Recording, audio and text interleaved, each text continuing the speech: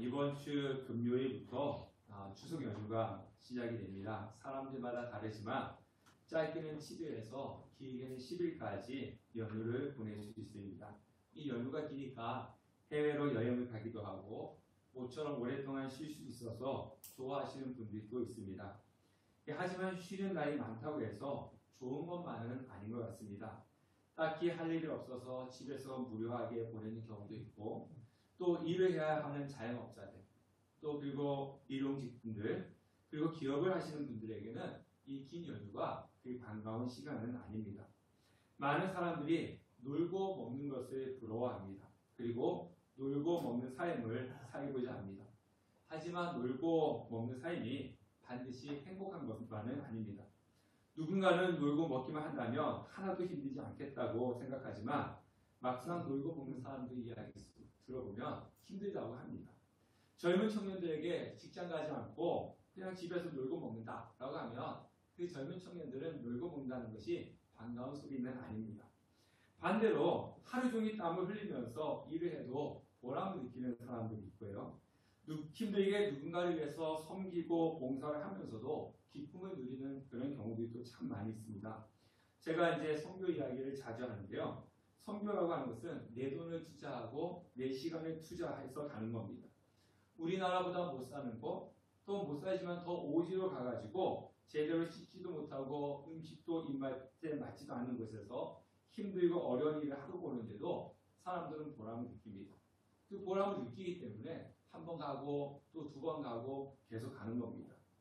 얼마 전에 TV를 보니까 폐지를 주우면서 살아가시는 그 어르신들에 대해서 나오는 것을 제가 보았습니다.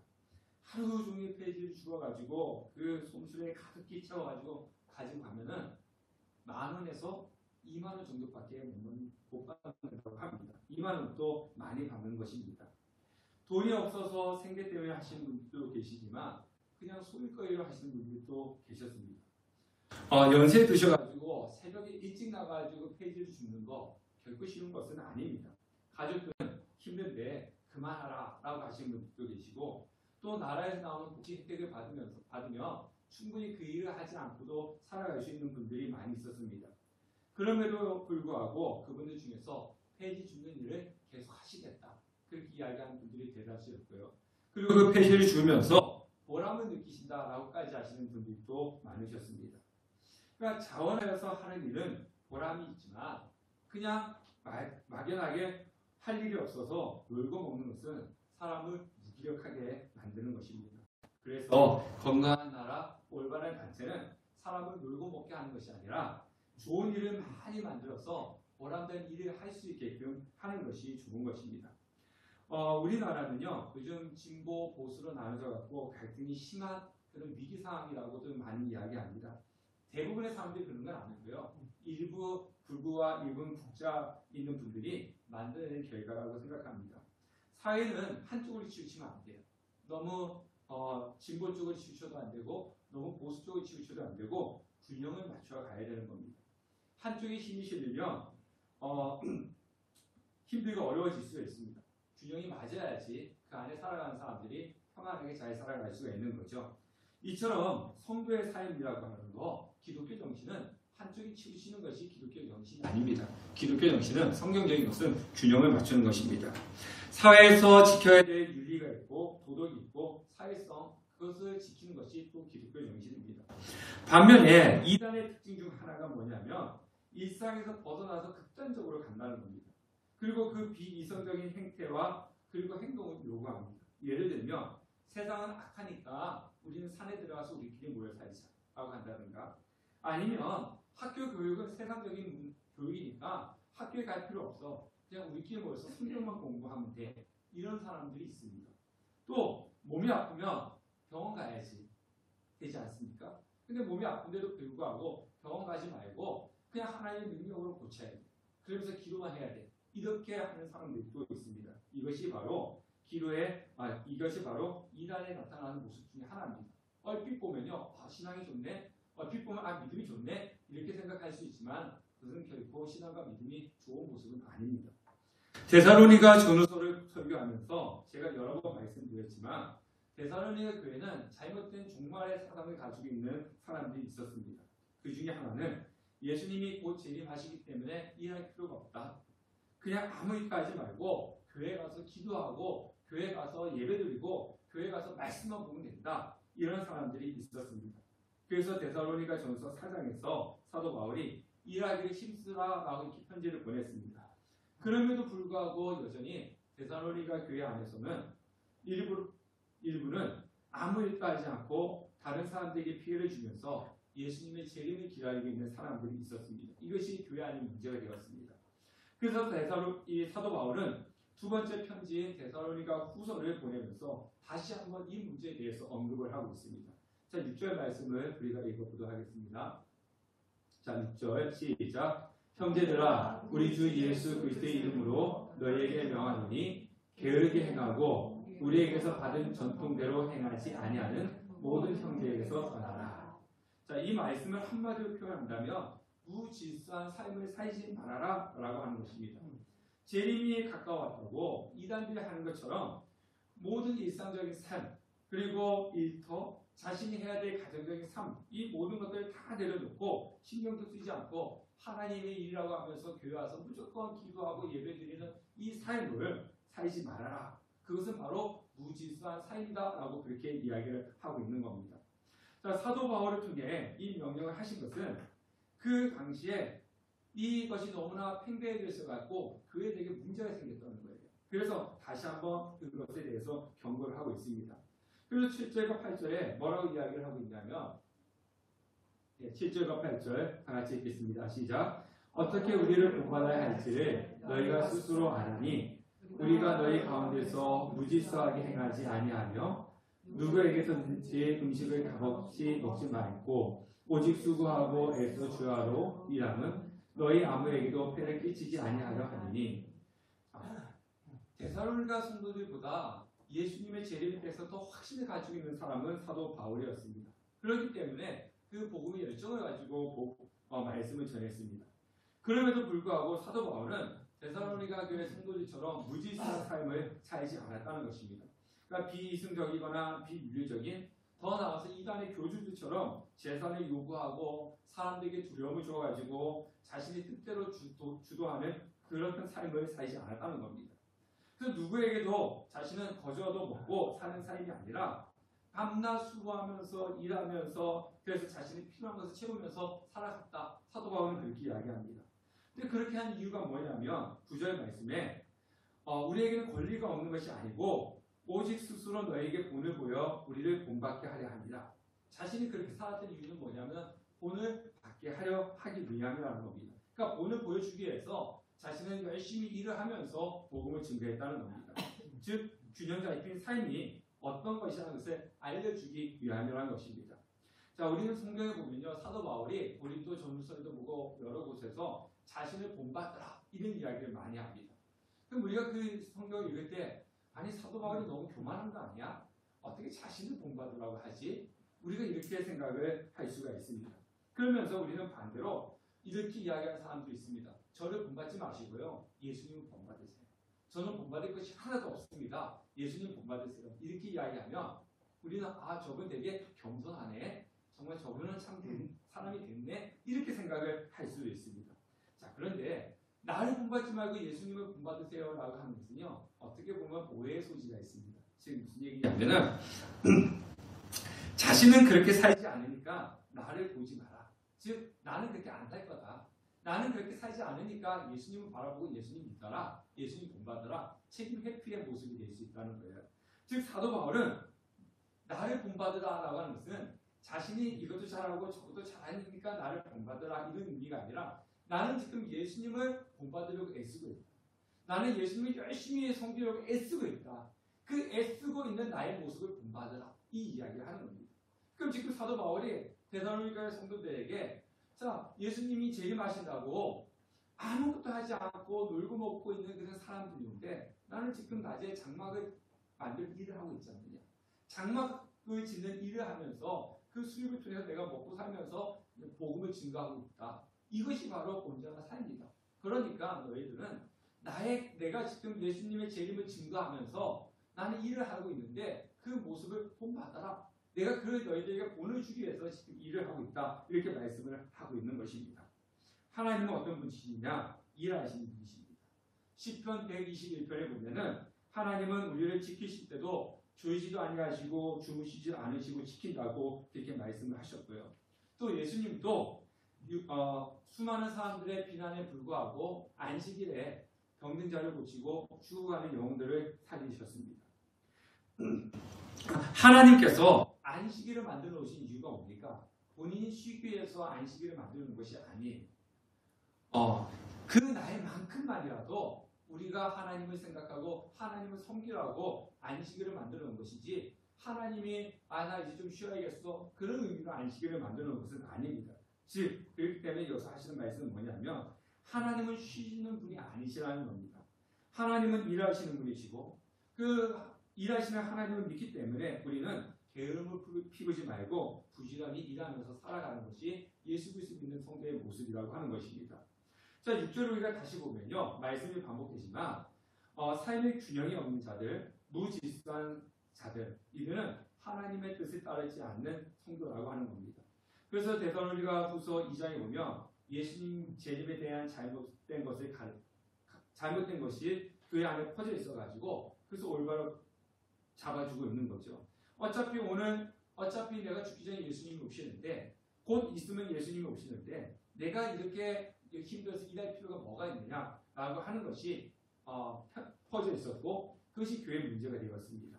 자, 14절과 15절 말씀을 우리가 잠깐 보면요. 자, 14절 15절 읽어볼게요. 누가 이 편지를 한 우리 말을 순종하지 아니하거든 그 사람을 지목하여 사귀지 말고 그로 하여금 그러나 원수같이 생각하지 말고 형제같이 권면하라. 하나님께서 주신 그 말씀의 근거에서 잘못된 것을 경책하고 권면했음에도 불구하고 그것을 받아들이지 않는 사람에 대해서 뭐라 이야기하고 있냐면은 그들에게 사귀지 말고 부끄럽게 하라. 그렇게 이야기하고 있습니다. 그리고 우리가 생각할 때 아무리 그래도 그렇지 교회 안에서 어떻게 사람을 그렇게 부끄럽게 하고 사귀지 말라. 이 왕따 시키는 거 아니야? 이렇게 생각을 할 수도 있습니다. 자, 사도 바울이 하나님의 말씀으로 권면했음에도 불구하고 따르지 않는 사람들을 조심히 하고 사귀지 말고 부끄럽게 하라라고 한 이유는 뭐냐면 그 사람들 때문에 교회 공동체가 어려워지고 다른 성도들에게 피해가 가기 때문이라는 겁니다. 그래서 잠시 힘들고 고통스럽고 아프지만 그러나 교회는 그렇게 권면하고 책망을 해야 된다는 겁니다. 사실 교회에서 가장 힘들고 어려운 것이 뭔지 아세요? 교회에서 하기 힘들기가 가장 힘들고 어려운 부분이 무엇인지 압니까? 교회는요, 잘하는 것이 있어요. 어느 교회든지. 뭐겠습니까? 뒤에서 다른 성도 험담하는 건 잘해요. 네, 험담하는 게 잘합니다. 근데 못하는 것이 하나 있어요. 앞에서 그 성도를 온전히 권면하고 바로 잡아주는 것은 못합니다. 그러니까 이것은 사람이 살아가는데 그래요. 내가 누군가의 잘못된 거 그리고 부족한 것을 이 앞에서 그렇게 하면 안 됩니다라고 하면 그 말은 곧 무엇을 일으킬 수 있습니까? 갈등과 다툼을 일으킬 수 있습니다. 그러니까 권면을 하는 사람도 힘들고 권면을 받는 사람도 불편하고 힘든 거예요. 그래서 심지어는 교회에서 그런 권면을 받으면 기분 나쁘다고 시험이 들었다고 하면서 교회를 안 오거나 교회를 옮겨버리기도 합니다. 그래서 어떤 교회는 아무런 책망도 권면도 하지 않는다고 합니다. 괜히 이야기했다가 관계가 틀어지고 또 교회를 떠날 것 같아가지고 그냥 방관하고 구경만 한다라는 이야기를 들었습니다. 하지만 사도 바울은 데살로니가 교회 성도들이 온전히 신앙생활을 할 수 있도록 말씀을 통해서 그리고 그 하나님 원하시는 대로 권면하고 책망하라 그렇게 말씀을 하고 있습니다. 그렇게 했음에도 불구하고 듣지 않는다면 그 사람을 멀리하라 이렇게 말씀을 하고 있는 겁니다. 자, 신앙생활에 대해서 이야기하다 보면 이 성도님들과 또 교육자들과는 약간 견해가 좀 다르더라고요. 그러니까 중요시 여기는 것이 다르다는 겁니다. 성도님들은 대부분 뭘 중요시 여기냐면 은혜를 중요시 여깁니다. 그래서 이 교회 가면 은혜가 있냐? 또 어떤 목사님 말씀 들으면 은혜가 있냐? 이것을 많이 따집니다. 근데 이제 교육자들은요, 그것보다는 뭘 많이 따지냐면 교회를 더 많이 따집니다. 어떻게 하면 교회가 더 든든히 세워질 수 있느냐? 또 교회에 어려움이 없도록 여러 가지 노력을 하고 헌신하고 또 어떤 분이 오면은 우리 교회에 와서 저분이 와서 다른 분들한테 피해를 주면 어떡하지? 이런 걱정과 염려를 더 먼저 하는 것이 교육자인 것 같아요. 왜냐하면 한 사람 때문에 교회는 분열될 수 있고, 한 사람 때문에 교회는 다툼이 될 수 있고, 또 한 사람 때문에 교회는 어려움을 겪을 수 있기 때문에 그렇습니다. 그래서 사도 바울이 교회 안에서 잘못된 종말론에 빠진 사람들을 위해서 교회가 어려움을 처하고 다른 성도들에게 나쁜 영향을 끼치고 있기 때문에 권면하고 그들을 멀리하라, 이렇게 이야기를 하고 있는 것입니다. 자, 13절 말씀을 우리가 읽어보면요. 13절 시작. 형제들아, 너희는 선을 행하다가 낙심하지 말라. 이 선한 일이라고 하는 것은 뭐냐면 하나님의 뜻대로, 하나님 말씀대로 믿고 순종하는 사람들입니다. 즉 여기서 선한 일이라고 하는 것은 뭐냐면은 이 교회 안에서 아무것도 하지 않는 사람들이 있었어요. 그러니까 그 사람들 돌봐주는 성도님들이 계셨다는 거예요. 아무 일을 하지 않으니까 생계가 어떻게 되겠습니까? 힘들고 어렵잖아요. 그러니까 그 생계가 힘들고 어려운 성도님들을 먹을 것을 준다든가 아니면 여러모로 섬기는 그런 분들이 계셨습니다. 근데 섬기다 보니까 선한 일을 할 때 우리는 낙심되는 일을 만날 수가 있다는 거예요. 자, 데살로니가 교회 안에 이 돌봐주고 섬기는 성도님들이 선한 일을 하다 보니까 이제는 낙심이 되는 거죠. 하루 이틀도 아니고 몇 달 동안 이렇게 계속 아무것도 하지 않는 분들을 이렇게 섬겨주다 보니까 이 마음이 이제 낙심이 되는 거죠. 그럴 때 사도 바울 하는 말씀이 뭐냐면 그렇게 잘못된 종말을 가지고 그렇게 아무 일도 하지 않는 분들은 잘못된 거지만 근데 그들을 섬기고 있는 그 선한 일을 하다가 낙심하지 마라 라고 하는 거죠. 사람들이 왜 낙심을 합니까? 내가 선행을 베풀었는데 상대방이 내가 베푼 선행을 고마워하면 되는데 처음에는 고마워하죠. 한 번, 두 번은 고마워하는데 세 번, 네 번이 되면 어떻게 돼요? 예, 당연한 걸 여깁니다. 당연한 걸 여기고 나중에 안 해주면 어때요? 섭섭한 거예요. 우리 자녀들이 부모가 해주는 것에 대해서 고마워하지 않잖아요. 당연한 거고 안 해주면 어때요? 날 버렸니 사랑이 쓰였니 뭐 그렇게 되는 거지 않습니까? 이런 거 똑같은 거예요. 처음에 한두 번 해서 아우 고맙습니다 감사합니다 막 이랬는데 나중에는 당연한 거 근데 안 해주면 왜 안 해줘? 이런 일들이 생겼습니다. 고마워하지 않는 일이 생겼다는 거죠. 그래서 우리는 교회 안에서 우리 성도님들이 뭐 하나 작은 거라도 아이고 수고하셨습니다 감사합니다 이런 말들을 이렇게 해주셔야 되는 거예요. 네. 자, 두 번째 또 낙심하는 이유가 뭐냐면요. 칭찬과 인정을 받기보다는 비판과 정죄함을 받을 때가 있습니다. 예전에 제가 이제 부교육자의 신앙생활 때는요, 이제 위에 장로님, 권사님, 아주집사님들이 계시는데 이 성도님들이 일반 성도님들이 교회 교육자들 막 섬기는 거예요. 그런데 장로님들과 권사님들이 보니까 본인은 하기 싫은 거예요. 그러니까 어떻게 해요? 성신도님들이 하는 거 갖다가 못하게 하는 거예요. 네, 그런 일이 있더라고요. 그러니까 내가 선을 행했는데 칭찬과 인정을 받으면 좋은데 오히려 그것을 비난하고 정죄하는 사람들이 있다는 겁니다. 자, 그런 가운데 내가 선한 일을 하는데 고마워하지도 않고 당연한 걸로 여기고 또 그리고 다른 사람들 왜 저 사람을 시기해서 저 사람 왜 저거 해? 저거 해서 뭐가 필요해? 이런 비난의 소리가 들릴 때 낙심하게 된다는 거죠. 그래서 사도 바울이 하는 이야기가 뭐냐면 그 착한 일을 하지 않냐? 힘들고 어려운 사람들 지금 섬겨주고 있지 않느냐? 그거 하는데 이러한 일 저런 일이 있을지라도 낙심하지 말고 계속 선한 일을 해라라고 지금 그렇게 말씀을 하고 있는 겁니다. 갈라디아서 6장 9절에 보면 우리가 선을 행하되 낙심하지 말지니 포기하지 아니하며 때가 이르매 거두리라 이렇게 말씀하고 있습니다. 낙심하지 않고 포기하지 않고 우리에게 맡겨주신 그 선한 일을 끝까지 충성되게 감당한다면 마지막에는 열매를 거둘 수 있다는 것입니다. 하나님께 역사를 하신다는 겁니다. 그래서 낙심하지 말고 선한 일을 하여라 라고 말씀을 하고 있는 겁니다. 자, 마지막으로 오늘 말씀을 시작하면서 사도 바울은 데살로니가 교회 성도들에게 우리를 위해서 기도해 주십시오라고 기도 요청을 하고 있습니다. 자, 1절을 한번 보도하겠습니다. 1절 다 같이 읽겠습니다. 시작. 끝으로 형제들아 너희는 우리를 위하여 기도하기를 주의 말씀이 너희 가운데서와 같이 퍼져나가 영광스럽게 되고. 자, 지금 바울은요 하나님께 택함을 받았잖아요. 부르심을 받았지 않습니까? 그래서 복음 전하는 자로 세워져서 그 사명을 지금 감당하고 있어요. 그래서 사도 바울이 복음을 증거하기 때문에 사도 바울이 전한 그 복음을 인해서 많은 사람들이 예수 그리스도를 믿고 그리고 교회가 세워져 갔습니다. 그러니까 데살로니가 교회 성도들도 마찬가지. 사도 바울이 전해준 복음을 듣고 예수 그리스도를 믿고 교회가 세워져 갔습니다. 1절에 주의 말씀이 너희 가운데서 같이 퍼져나가 이렇게 말씀을 하고 있지 않습니까? 자, 역사적으로 보면요. 우리나라도 복음이 들어오게 된 것은 수많은 선교사님들의 순교와 희생이 있었기 때문에 우리는 지금 이렇게 편안하게 예수 그리스도를 믿고 있는 거예요. 이걸 부인하면 안 됩니다. 선교사님들이 정말 그 당시에 대한민국이 어디 있는지도 모르는데 우리가 왔습니다. 제가 여러 번 말씀드린 것 같은데요. 양화진에 가면 선교사님들의 묘지가 있는데 근데 그 옆에 가면 조그만 묘지가 있어요. 그 조그만 묘지가 뭐냐면요. 선교사님들의 자녀들의 묘지. 그 선교사님들의 나라에 있으면 다 고칠 수 있는 병인데 이곳에 와가지고 고칠 수 없어 죽은 그 선교사님 자녀들이 있습니다. 근데 그 양화진 선교사의 묘지에 묻혀있는 것만 해도 대단한 거예요. 묘지도 없는 분들이 또 어디에 묻혀있는지 모르는 선교사님들이 더 많습니다. 그들의 헌신과 희생이 있었기 때문에 이 땅에 복음이 전파되었고 이 교회가 세워지게 되었고 우리는 예수 그리스도를 믿고 신앙생활을 할 수가 있었던 것입니다.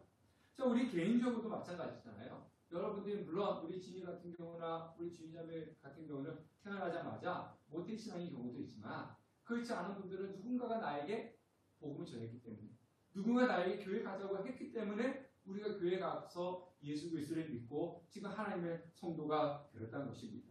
그러니까 이 땅에 있는 모든 사람들은 어떤 사람이냐? 복음의 빚진 자입니다. 저도 그렇고 여러분도 그렇고 복음의 빚진 사람들입니다.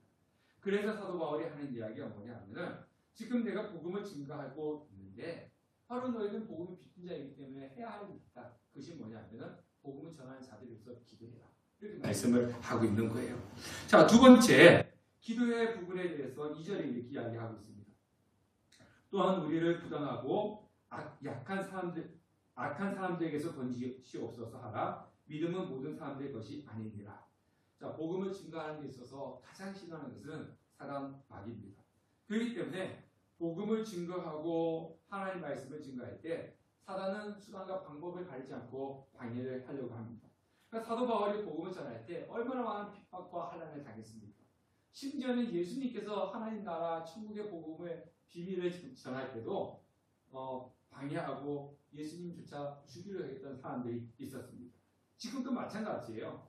교회 안에서도 하나님의 말씀대로 살려고 하는 성도들 또 주의 복음을 증거하려고 할 때 수도 없이 악한 자들이 우리를 공격해 오는 것입니다. 그래서 주기도문에 보면 우리를 시험에 들게 하지 마옵시고 악에서 도옵소서라고까지 기도를 하는 것입니다. 자, 우리는요 서로를 위해서 어떻게 기도를 해야 되냐면 악에서 지켜주시고 구해달라고 기도를 해야 합니다.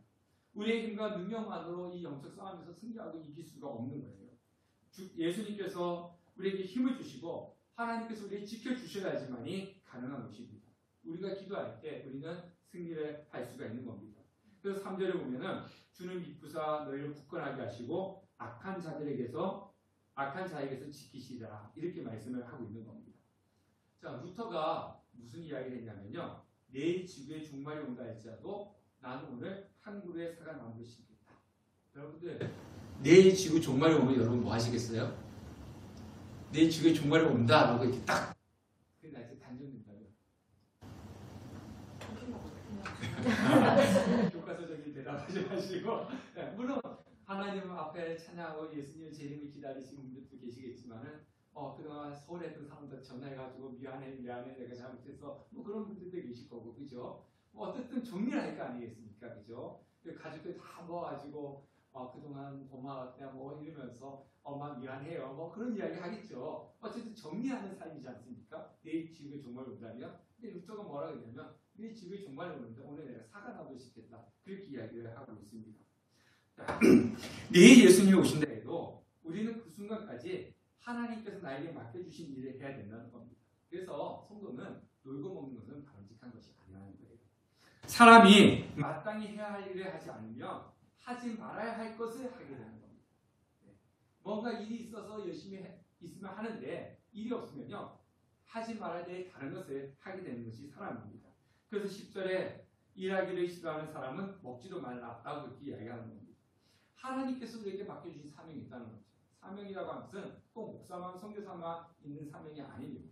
하나님께서 저와 여러분들에게 맡긴 사명이 있는데 가정과 생업에서 신앙에 대해서 최선을 다해서 죄악을 떠나고 그리고 믿음을 지키는 것, 그것이 바로 하나님께서 우리에게 맡겨주신 사명이라는 겁니다. 그래서 일상에서 우리의 삶은 어떻게 되느냐? 균형이 잡혀야 되는 거예요. 내 생업도 열심히 해야 되고 신앙생활도 열심히 해야 되고 가정도 열심히 돌봐야 되고 참 이런 모든 것들이 균형 잡혀서 바르게 사는 것, 그리고 예수님의 재림을 기다리는 것, 이것이 바로 우리가 해야 될 일이라고 하는 것입니다. 우리는 쉬라고 하나님께서 우리를 부르시지 않으셨어요. 하나님은 우리를 뭐 하라고 부르셨냐면은 일하라고 하나님께서 우리를 부르셨습니다. 그 일이 뭐냐면은 예수님의 12제자를 때 내가 너를 사람 낚는 어부로 불렀다. 그렇게 말씀을 하고 있지 않습니까? 그러니까 생업의 자리에서, 가정에서, 또 교회에서 내가 해야 할 일을 회피하고 먹고 노는 것이 아니라 내가 해야 할 일을 하는 자로 세워지기를 예수님께서는 바라시고 계시는 거고, 우리는 그것을 위해서 기도해야 된다는 겁니다. 특히 함께하는 축제를 앞두고 우리는 예수 믿지 않는 자들에게 복음을 전하는 일을 해야 되는 거죠. 그리고 복음을 전하고 내가 작정한 사람들을 위해서 기도하는 일을 해야 되는 것입니다. 하나님은 일하는 자들을 위해서 움직이십니다. 우리 그런 이야기 있잖아요. 내가 아무것도 하지 않으면 나한테는 어떤 일도 일어나지 않는다. 그런 말이 있는 것처럼 우리가 주를 위해서 움직이지 않고 그냥 가만히 있다면 내 삶 속에는 하나님의 역사는 일어나지 않습니다. 내가 주를 위해서, 하나님을 위해서 기도를 하시고 복음을 증거하고 교회를 섬기고 어떤 일을 할 때 하나님께서 내 삶 속에서 역사를 하시는 것이지, 그냥 내가 가만히 있을 때는 절대로 하나님께서 움직이지 않으시는 것입니다. 하나님 나라를 위해서 우리가 섬기고 있는 교회를 위해서 하나님 주신 사명을 감당할 때 하나님은 교회를 위해서, 교회 안에서, 또 우리 삶 가운데서, 우리 가정 가운데서 역사를 하시는 겁니다. 하나님은 우리를 부르셨습니다. 왜 부르셨느냐? 주의 일을 감당하라고 부르셨습니다. 그래서 우리는 내일 예수님이 오신다 할지라도 주님이 오시는 그날까지 하나님께서 나에게 맡겨주신 그 일들을 끝까지 잘 감당하시고 하나님의 능력과 하나님의 큰 은혜를 경험하는 우리 성도들 되시기를 주님의 이름으로 축원합니다.